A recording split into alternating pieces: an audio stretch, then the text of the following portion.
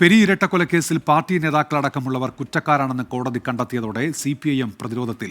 പങ്കില്ലെന്ന് പറഞ്ഞ് പാർട്ടി കൈകഴുകിയ കേസിലാണ് ജില്ലാ നേതാക്കൾ ഉൾപ്പെടെ കുറ്റക്കാരായത്.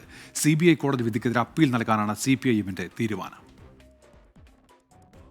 TP ചന്ദ്രശേഖരന്റെയും മട്ടന്നൂർ ഷുഹൈബിന്റെയും അരിങ്കൊലയ്ക്ക് ശേഷം CPIMനെ രാഷ്ട്രീയമായി ഏറെ പ്രതിസന്ധിയിലാക്കിയ സംഭവമാണ് പെരിയ ഇരട്ടക്കൊല.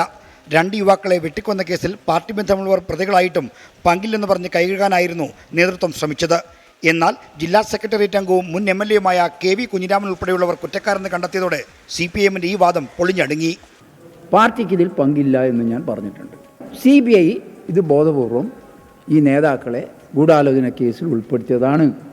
അതുകൊണ്ട് തന്നെ പാർട്ടി ഈ കാര്യത്തിൽ ഗൗരവമായ പരിശോധന ആവശ്യമായ കാര്യങ്ങൾ ചെയ്യുമെന്ന് ഞാൻ അന്ന് പറഞ്ഞിട്ടുണ്ട്, തുറന്ന് പറഞ്ഞിട്ടുണ്ട്.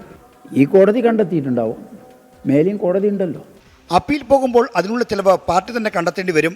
എന്നാൽ കേസിൽ CBI അന്വേഷണം തടയാൻ സുപ്രീംകോടതി വരെ നിയമവിധി നടത്തിയ സർക്കാർ ഖജനാവിൽ നിന്ന് 90 ലക്ഷം രൂപയാണ് പൊടിച്ചത്. പ്രതികളായ പാർട്ടി നേതാക്കളെ രക്ഷിക്കാൻ പൊതുപണം ചെലവിട്ടുന്ന ആക്ഷേപവും കോടതി വിധിയോടെ ശരിവെക്കപ്പെടുകയാണ്. ഈ കോടതി വിധിയെ അടിസ്ഥാനപ്പെടുത്തിക്കൊണ്ട് CPIMന് നേരെ ഇപ്പോൾ കുറേ കോൺഗ്രസിൻ്റെ നേതാക്കൾ ഇറങ്ങി പുറപ്പെട്ടിട്ടുണ്ട്. CPIM ശരിയായ നിലപാട് മാത്രമേ എപ്പോഴും സ്വീകരിക്കാറുള്ളൂ. ഒരിക്കലും ഒരു അക്രമത്തെ പ്രോത്സാഹിപ്പിച്ചിട്ടില്ല, ഒരു കൊലപാതകത്തെയും പ്രോത്സാഹിപ്പിച്ചിട്ടില്ല. 2019 ലോക്സഭാ തെരഞ്ഞെടുപ്പിന് തൊട്ടുമുമ്പാണ് പെരിയ ഇരട്ടക്കൊലപാതകം നടക്കുന്നത്. ഒരിക്കലും തകരില്ലെന്ന് കരുതിപ്പോന്ന കാസർഗോഡ് ലോക്സഭാ മണ്ഡലം ആ തെരഞ്ഞെടുപ്പിൽ ഇടതുമുന്നണിയെ കൈവിട്ടു. 2024 അത് ആവർത്തിച്ചു. ഉദുമ നിയമസഭാ സീറ്റ് പോയില്ല എന്നത് മാത്രമാണ് CPIMന് ആശ്വാസം. തദ്ദേശ നിയമസഭാ തെരഞ്ഞെടുപ്പുകൾ നടക്കാനിരിക്കെ പെരിയ ഇരട്ടക്കൊലക്കേസിലെ വിധി CPIMന് വീണ്ടും അങ്കലാപ്പുണ്ടാക്കുന്നുണ്ട്. 24 തിരുവനന്തപുരം.